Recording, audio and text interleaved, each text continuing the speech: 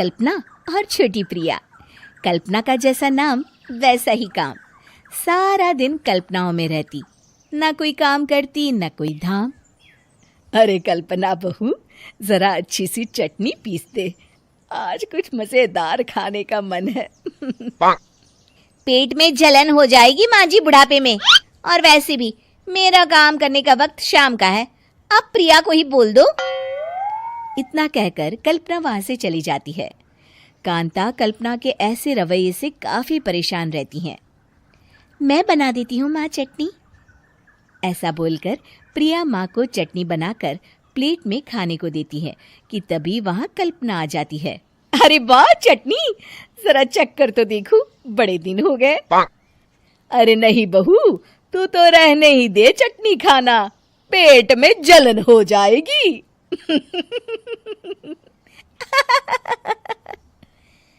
इतना कहकर कांता और प्रिया दोनों हंसने लगते हैं। कल्पना सारा दिन या तो मोबाइल में यूट्यूब देखती या फिर सोती रहती। उसका कमरा भी बिखरा और गंदा रहता।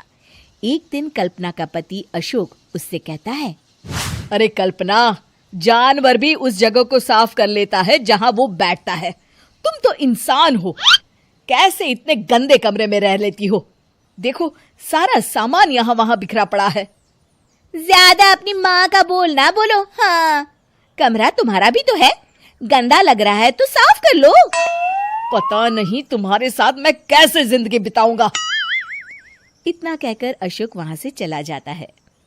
कल्पना बस खाना खाने कमरे से बाहर आती और फिर से कमरे में चली जाती।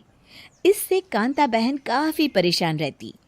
एक दिन प्रिया कांता से कहती है, माँ, मैं सारा दिन काम करके थक जाती हूँ, आप कल्पना दीदी से कहिए ना कि सुबह और शाम का काम बांट ले, मैं तो अब सिर्फ एक वक्त का ही काम करूँगी। हाँ। अरे तू वो भी ना करना, एक बहू तो कामचोर थी ही, दूसरी भी आ गई काम ना करने के बहाने लेकर। तभी वहां प्रिया का पति रमेश आ जाता है।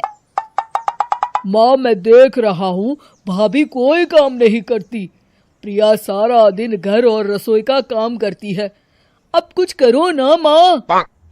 कांता मन में कुछ सोचती है और कल्पना के पास जाती है। कल्पना फोन पर मेकअप करना देख रही होती है। कल्पना, तुम सारा दिन बस मोबाइल देखती हो, घर का कोई काम भी कर लिया करो। प्रिया सारा दिन काम करके थक जाती है।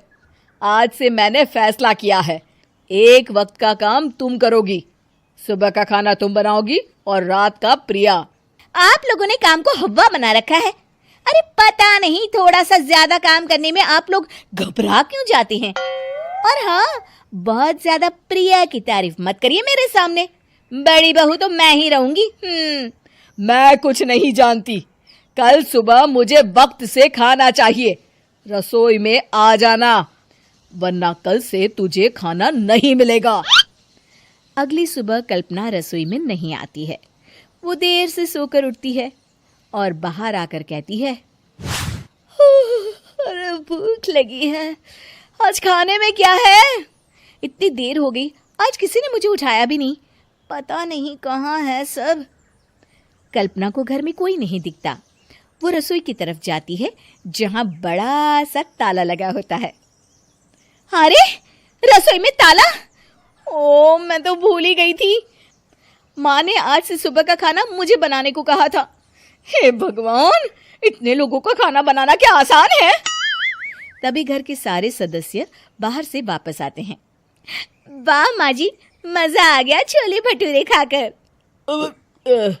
मेरे मुंह में तो अभी भी स्वाद आ रहा है। अरे कल्पना, तेरे भरोसे रहते तो हम तो भूखे ही रह जाते। कल्पना को बहुत गुस्सा आ जाता है।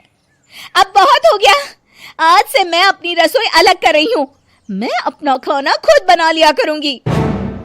कल्पना अपनी रसोई अलग कर लेती है, पर आए दिन उसका देर से उठना और काम न करने की आदत से वो भूखी ही रह जाती थी।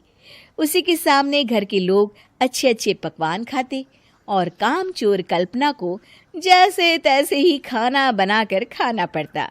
पर एक दिन तो हद ही हो गई। माँ, दीदी आज सुबह से कमरे से बाहर नहीं निकली, हमें जाकर देखना चाहिए। सो रही होगी कामचोर कहीं की। पर तुम कहती हो तो चलो देख लेते हैं उसे। कल्पना कमरे में पेट पकड़कर बैठी होती है। हाय मेरा दर्द, पेट दर्द के मारे मर रही हूं मैं।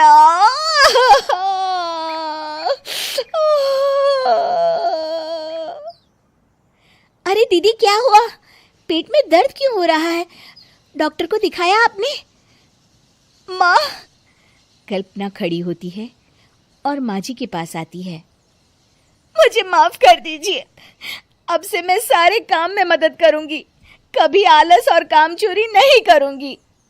हाँ हाँ वो तो ठीक है, लेकिन अचानक क्या हो गया जो तू काम करने को तैयार हो गई? कामचोर कल्पना। माँ, लगातार बासी और उल्टा पुल्टा खाना खाने के कारण मेरे पेट में इन्फेक्शन हो गया है। काम न करना पड़े इसलिए मैं 2 दिन का खाना एक दिन ही बना लेती थी। बासी और खराब खाना खाने के कारण लेने के देने पड़ गए। पेट में दर्द हो रहा है। चलो